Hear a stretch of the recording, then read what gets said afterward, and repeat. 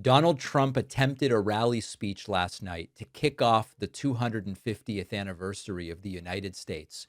He suffered nuclear glitches, and the crowd was fleeing while Donald Trump was speaking. We're going to go through it piece by piece. Donald Trump opening the speech by saying, "We are now finally, under my leadership, respected again around the world." Greatest. Tonight, as we stand on the edge of our 250th year of independence, I am thrilled to declare that America is back.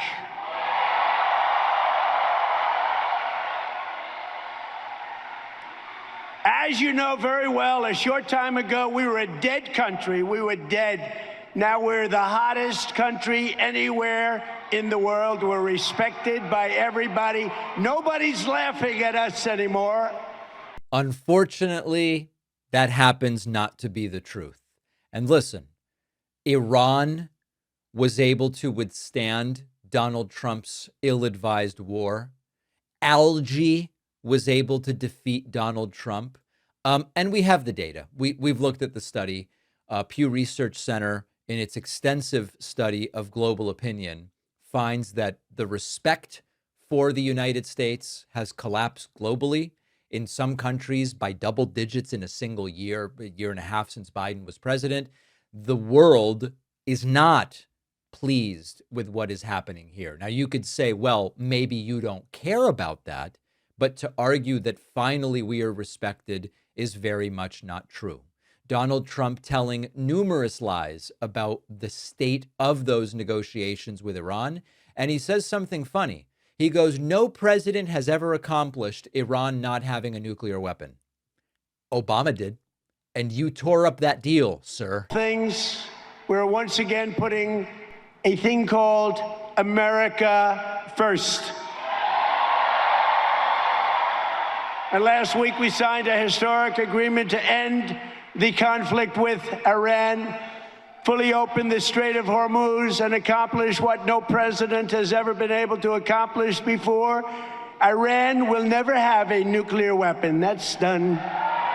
The only little problem is that is completely untrue. And in fact, it's sort of funny to see Trump say it, because what we had under the JCPOA, also known as the Obama-Iran nuclear deal, was that Iran would not have a nuclear weapon.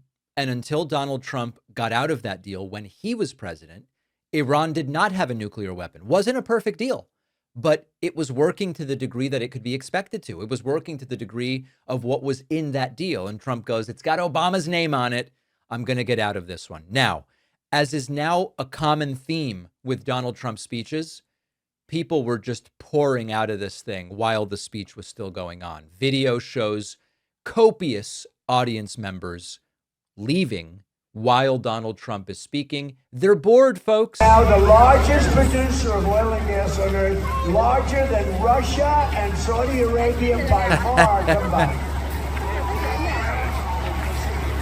And under my most favored nation agreement on drug pricing, we are delivering the largest. So as you can see, if you're watching, just a lot of people peeling off from the back of the crowd, and they're leaving. They're bored. They don't want to hear it. They're sick of the lies. At least hopefully some of them are. First, really quick, a word from our sponsor.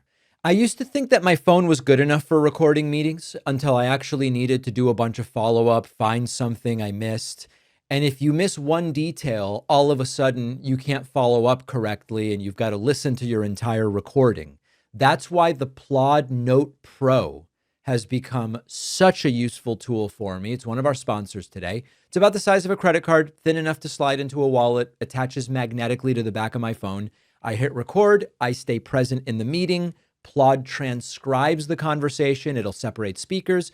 It'll summarize key points, turns them into action items, and later I can search all of it with Ask Plod. It has up to 50 hours of battery life, which my phone definitely does not. It also is built around enterprise-level privacy and security. Plod is for meetings, calls, interviews, any conversation where the follow-through matters. Go to plod.ai/Pakman and use code Pakman for 17% off all products. The link is in the description. Now, back to the video. Not only did people leave while Donald Trump was speaking, another classic now, Trump glitching. Trump glitches at just about every single one of these. And this glitch really threw him for a loop. Our American ancestors fought and won the most vicious battles. That was a different glitch than a lot of the normal Trump glitches, because usually he immediately sort of twitches and then correctly says the word he's looking for. This one, you could see that vacant look in his eyes as he was looking at the teleprompter and going, wait a second, what is that word? So people left while he was speaking. He glitched. Cool. Now back to the substance. It was basically just recycling the same old takes. Iran has no missile launchers and will have peace for the first time in 3,000 years. A little bit of an exaggeration.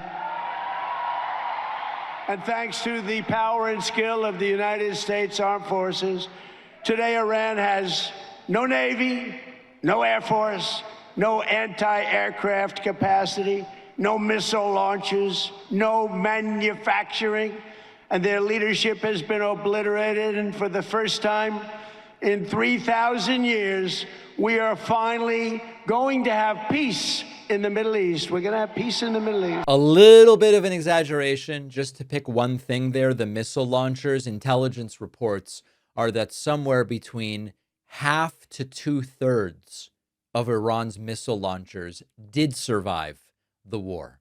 Trump, with some arithmetic problems, says he already cut drug prices 400%, 600%, 800%, which, as a lot of 11-year-olds know, thinking back to math class, as a lot of 11-year-olds know, is not really mathematically possible.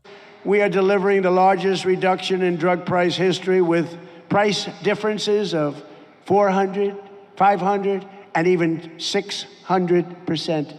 Who would think that if you took down 0.5%, somebody said you were a genius, 400, 500, 600, 700, 800%?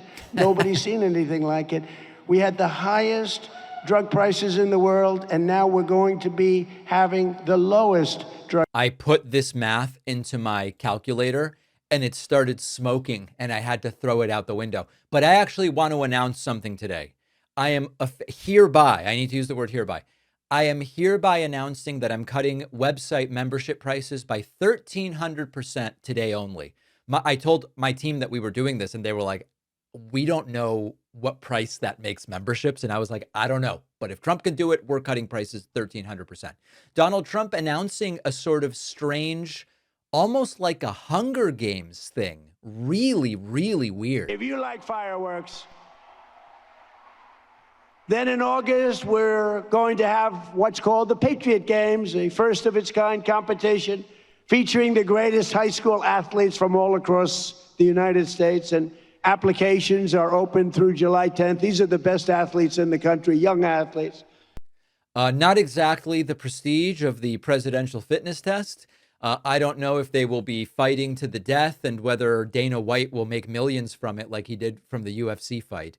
But a very unusual announcement for a president to be making. So listen, he hasn't done these speeches for a while, and I think we're seeing why. He's more boring than he ever has been, and people are leaving in droves. He's glitching in a more notable way than he has before. And at the end of the day, it's the same old speech. Someone was telling me yesterday that Donald Trump is planning to give a speech on July 4th. I don't know that anyone's going to watch that crap. 4th of July, holiday, cookouts, pool parties, some really good World Cup games on that day, and Trump will probably be 2 hours late and speak at like 9 p.m. I don't think anybody's going to watch it, and for good reason.